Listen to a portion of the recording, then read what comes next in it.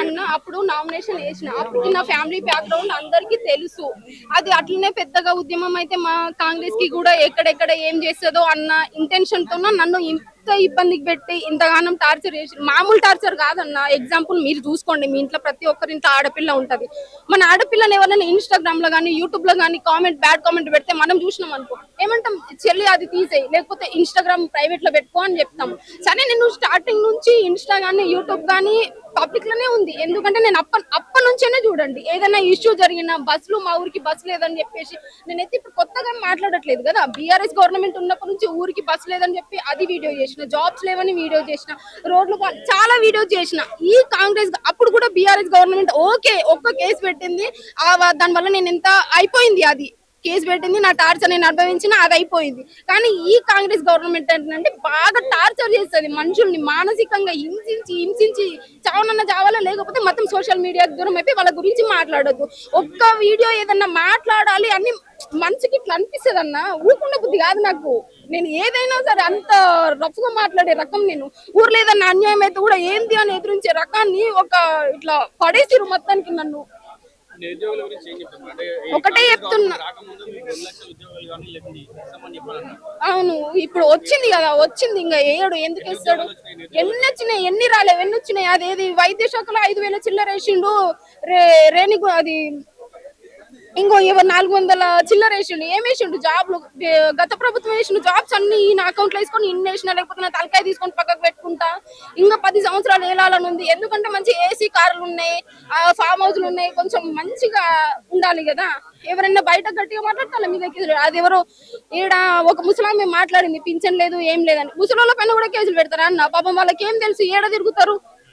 ఎంత చెత్త పరిపాలన అంటే కాంగ్రెస్ ది, అంత చెత్త పరిపాలన. వేస్ట్ అన్న ఈ కాంగ్రెస్ గవర్నమెంట్. అనవసరంగా నిరుద్యోగులందరూ ఇల్లు పోయి పేరెంట్స్ ని అడుక్కొని ఓట్లేపించి ఇంత చేసింది కదా. బాగా బుద్ధి చెప్పిండు మన రేవంత్ రెడ్డి సార్. బాగా ఏం చేయని కన్నా జాబ్స్ కావాలి కదా. ఏం చేస్తే ఏంది, ఫస్ట్ జాబ్స్ కావాలి కదా. ఓకే, స్పోర్ట్స్ లో ఇంట్రెస్ట్ ఉన్నా అది ఓకే, అది ఒక్కటి చేస్తే కరెక్ట్ కాదు కదా. ఇక్కడ నోటిఫికేషన్స్ కూడా వేయాలి కదా. ఇప్పుడు ఫ్రీ బస్ పెట్టినాం, ఫ్రీ బస్ వల్ల చాలా మంది లాభం పొందుతారు. నువ్వు జాబ్స్ చేసే తల్లిదండ్రులకి గానీ పెన్నం పిల్లలకు గానీ ఈ గవర్నమెంట్ జాబ్ లో వచ్చే జీతంతో బస్ ఛార్జీలు ఇయ్యలేనంత దిక్కుమాల పరిస్థితిలో ఉంటారా? ఫ్రీ బస్ పెట్టినాం. రాజీవ్, యువ వికాస్, గోవింద ఏం చేస్తాడంటే చెప్తా చూడండి అన్న. ఈయన మొత్తం ఒక ప్లాన్ ఏంటంటే, ఎగ్జాంపుల్ ఇంత పెద్ద రోడ్ ఉందనుకో, ఒక చిన్న మూలకు ఊడిపిస్తాడు.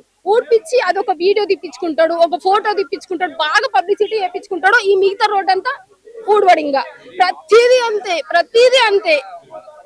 సరే, మెయిన్ గా ఇన్ని రోజులు అంటే పాప చిన్న ఉన్నదన్న, నేను ప్రెగ్నెంట్ ఉంటే కొంచెం కేర్ ఎక్కువ ఉండాలి అని చెప్పిన, హెల్త్ కండిషన్ బాగాలేక. సో ఇంకా ఆగలేను. మొన్న దిల్సుఖ్ నగర్ లో ఉన్నప్పుడు కూడా ధర్నాకు వెళ్ళిన. సో అక్కడ అందరిని ముందస్తు అరెస్ట్ చేయడం వల్ల ఓకే అట్లా అయిపోయింది. ఇక మళ్ళీ ఈ రోజు అన్నా వద్దామని చెప్పేసి వచ్చిన. ఒకటే చెప్తున్నా కాంగ్రెస్ గవర్నమెంట్ కి, నిరుద్యోగులను పట్టించుకోండి. ఆ రైతులు ధాన్యాలు కొన్నాక ఎక్కడు అక్కడ అన్న మా ఊరికి రండి, నేను చూపిస్తా. మా ఊరు ఒకటే కాదు, ఏడ పెద్దూరు నుంచి మొదలు పెడితే తెలకపల్లి వరకు ట్రాక్టర్లు లైన్ గా, నేను కావాలంటే వీడియో కూడా పెడితే మీరు చూడండి. పెద్ద ట్రాక్టర్స్ అన్ని లైన్ ఉన్నాయి. ధాన్యాలు సరిగ్గా ఉంటాయి. ప్రైవేట్ వాళ్ళు కొంటే పైసలు వేస్తారా తెలియదు, వేయరా తెలియదు. 2,000 ఉన్నదనుకో, ఇప్పుడు వాళ్ళు ప్రైవేట్ వాళ్ళు 500 తక్కువ 600 తక్కువ చేసి తీసుకుంటారు. ప్రైవేట్ వాళ్ళు ఇప్పుడు నమ్మకం ఉండదు కదా, డబ్బులు ఇస్తారా ఇయ్యరా. అక్కడ రైతుల్ని మోసం చేస్తుండ్రు. మొత్తం కాంగ్రెస్ గవర్నమెంట్ తెలంగాణలో ఉన్న ప్రతి ఒక్కరిని మోసం చేస్తుంది. రేపటి నుంచి బర్రెలక శిరీష అనబడే మీరు లేస్తున్నా. ఈ రోజు నుంచే ఫిక్స్ అయ్యే వచ్చిన, ఏమన్నా చెయ్యి సావనన్న వస్తే ఏమన్నా చేస్తే నోటిఫికేషన్ వచ్చిన దగ్గర పోరాడతా అని చెప్పేసి గట్టిగా ధైర్యం చేసుకొని నన్ను నేను కుదిరించుకొని, మా హస్బెండ్ కూడా పో, నువ్వు ఇట్లా భయపడి ఉంటే కాదు, ఏమన్నా అవుతుంది పో చెప్పిండు, వచ్చేసినాయి అంతే.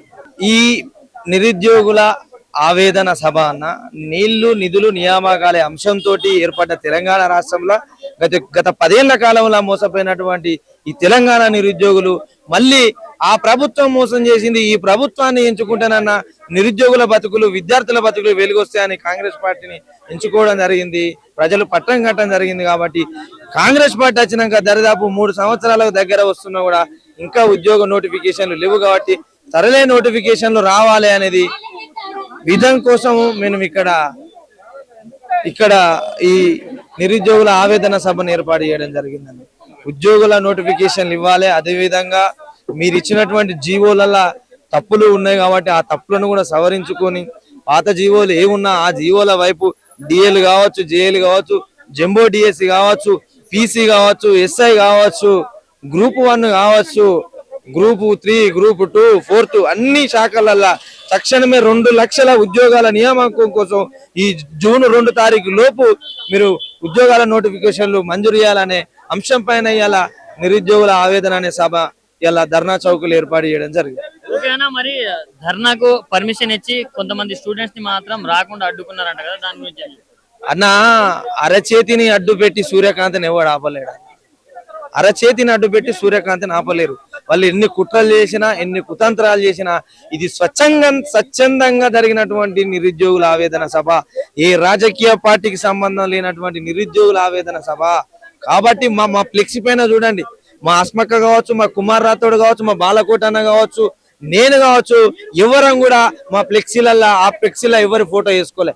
సావిత్రిబాయి పూలే, జ్యోతిరావు పూలే, డాక్టర్ బాబాసాహెబ్ అంబేద్కర్, తెలంగాణ సిద్ధాంతకర్త అయినటువంటి జయశంకర్ సార్ వాళ్ళ ఫోటోలు వేసుకున్నాం తప్ప ఇది ఏ రాజకీయ పార్టీకి సంబంధించింది కాదు.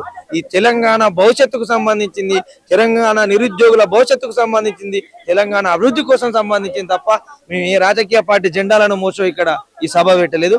స్వచ్ఛందంగా వచ్చినట్టు వాళ్ళు ఎన్ని కుట్రలు చేసినా, ఎన్ని ఆపాలని చేసినా సభ అయితే సక్సెస్ గా జరిగింది. వేలాదిగా మంది విద్యార్థులు తరలి రావడం జరిగింది. Osmania university, Kakatiya university, Palamuru university, ఎక్కడ ఆదిలాబాద్, ఇక్కడ పాలమూరు, నాగర్ కర్నూలు, అచ్చంపేట ఈ ప్రాంతాల నుంచి కూడా నిరుద్యోగులు రావడం జరిగింది. సభ అనేది చాలా గ్రాండ్ సక్సెస్ జరిగింది. అంటే చాలా ఉద్యోగాలు ఇచ్చామని కూడా ప్రభుత్వం మంత్రులు చెప్తున్నారు కదా. అన్న మళ్ళొక్కసారి రేవంత్ రెడ్డి గారు కావచ్చు, కాంగ్రెస్ పార్టీ గారు వాళ్ళ మాటలన్నీ అబద్ధం మాటలే తప్ప తెలంగాణ బీఆర్ఎస్ ప్రభుత్వం ఉన్నప్పుడు ఇచ్చినటువంటి నోటిఫికేషన్లను నిర్వర్తించరు తప్ప కొత్త నోటిఫికేషన్ ఏడొచ్చింది. నా రేవంత్ అన్న జర చెప్పరాదే కొత్త నోటిఫికేషన్ ఏదన్నుంటే అదన్నా చూసానా మురిసిపోతాం. మరిగా ఇక మీరు ఇచ్చేటట్టు లేరుగా కొత్త నోటిఫికేషన్ అయితే చూసానా మురిసిపోతాం విద్యార్థులు. మరి 2034 వరకు ఉంటా అంటున్నారు, దాని గురించి ఏం చెప్తారు అన్న? ఇక అన్న తెలంగాణ ప్రాంతము అనేది చాలా గొప్ప ప్రాంతం, చాలా గొప్ప ప్రభుత్వం, గొప్ప ప్రాంతం ఇది. తెలంగాణలో ఒక సామెత ఉంటది అన్న, ఇలా మురిసింది రేపటి పండుగ ఎరగదట అన్నట్టు, ఇలా మురిసింది రేపు పండుగ ఎరగదట అన్నట్టు తెలంగాణలో ఒక సామెత ఉన్నది. ఇక మరి రేవంత్ అన్న ఏ విధంగా 2034 వరకు ముఖ్యమంత్రి ఉంటాడో మాకు తెలియదు, కానీ విద్యార్థులతో పెట్టుకున్నటువంటి ఏ రాజకీయ పార్టీ అధికారంలో ఉన్నటువంటి పార్టీ లేదు. మీరే చూడండి, ఈ తెలంగాణ రాష్ట్రానికి కాబోయే ముఖ్యమంత్రి బీఆర్ఎస్ ప్రభుత్వం నుంచి ఉంటాడు, ఈ తెలంగాణ రాష్ట్రం నుంచి కాబోయే భారత ప్రధాని ఉంటాడు అనేది కేసీఆర్ చెప్పిన మాటలు ఈ తెలంగాణ సమాజం చూసింది. కానీ కేసీఆర్ ను ఎట్లా ఓడగొట్టినామో నిరుద్యోగ విద్యార్థులందరం కలిసి రేపు అదే గతి అయితే తప్ప మళ్ళా 2034 వరకు నేను ఉంటా అనుకోవడం అదిగా భ్రమ అని మాత్రం ఈ సందర్భం ద్వారా చెప్పదలుచు. నా ప్రభుత్వం ఏదైతే ఉందో కాంగ్రెస్ ప్రభుత్వం, గత పాలకులు మోసం చేస్తున్నారని చెప్పి నిరుద్యోగుల్ని మేమైతే గొప్పగా పరిపాలిస్తాం, 2 లక్షల ఉద్యోగాలు ఇస్తామని చెప్పి అధికారం రావడం కంటే ముందు ఒక జాబ్ క్యాలెండర్ రిలీజ్ చేసి ఏ డేటుల్లో ఏమేమి ఇస్తామో అన్నది కూడా చెప్పి మమ్మల్ని మోసపూరితంగా మోసం చేసి ఈ ప్రభుత్వం అధికారంలోకి వచ్చింది. ఈ ప్రభుత్వం 3 సంవత్సరాలు, ఇంచుమించు 2.5 సంవత్సరాల నుంచి 3 సంవత్సరాలు గడుస్తున్నా సరే ఇంతవరకు ఒక్క నోటిఫికేషన్ ఇవ్వండి కాక పైపెచ్చున మా కాలయాపన చేస్తూ త్వరలో అంటూ మమ్మల్ని ఇంకా మోసపూరితంగా రోజులు గడుపుకుంటూ వస్తుంది. దీనికి నిరసనగా మేము ఆవేదన సభను పెట్టుకున్నాం అన్న. అంటే చాలా మంది స్టూడెంట్స్ రావాలనుకున్నా కూడా ఒకవైపు పర్మిషన్ ఇచ్చి ఇంకో వైపు మాత్రం వాళ్ళని అడ్డుకున్నారని అంటున్నారు మీ నాయకులు, దాని గురించి? అవునన్నా, చాలా వరకు పర్మిషన్ ఇచ్చారు ఈ సభ జరగడానికి. కానీ అక్కడ దిల్సుఖ్ నగర్ లో విద్యార్థులు ఎవరైతే కదిలొస్తారో, చికటపల్లి లైబ్రరీ నుంచి ఎవరైతే కదిలొస్తారో వాళ్ళందరిని అక్కడే నిర్బంధించి సభకు రాకుండా అడ్డుకున్నారన్న. అడ్డుకోవటం వల్ల మాత్రమే అయినా సరే ఇక్కడ సభ గ్రాండ్ సక్సెస్ అయింది. వచ్చిన వాళ్ళు వేరు జిల్లాల నుంచి కానీ వేరు ప్రాంతాల నుంచి కానీ ఇక్కడికి సభకి అటెండ్ అయ్యారు. అనుకున్న దానికంటే ఎక్కువే వచ్చారన్న. వాళ్ళు అడ్డుకున్నా సరే, ఎంత వాళ్ళు చేతులు అడ్డబెట్టి సముద్రాన్ని అడ్డుకోవాలనుకున్నా సరే అడ్డుకోలేకపోయారు. నిరుద్యోగుల ఏదైతే పోరాట తత్వం ఉందో దాని ముందు వీళ్ళు నిలవలేరని చెప్పి నేను హెచ్చరిస్తున్నాను. మరి ఇప్పుడు మీ డిమాండ్స్ ఏంటన్నా? ఖచ్చితంగా వీళ్ళు ఏదైతే 2 లక్షల ఉద్యోగాల నోటిఫికేషన్ ప్రభుత్వం రావడం కంటే ముందు మోసపూరితంగా చేశారో ఈ మాయమాటల మహారాజు గారు వెంటనే మా నోటిఫికేషన్లు మాకు ఇవ్వాలని చెప్పి, మా హక్కుగా రావాల్సిన మా ఉద్యోగాలు ఏవైతే ఉన్నాయో మాకు ఇవ్వాలని చెప్పి కోరుకుంటున్నాం అన్న. ఖచ్చితంగా ఇవ్వాల్సిందే అని చెప్పి డిమాండ్ చేస్తున్నాం.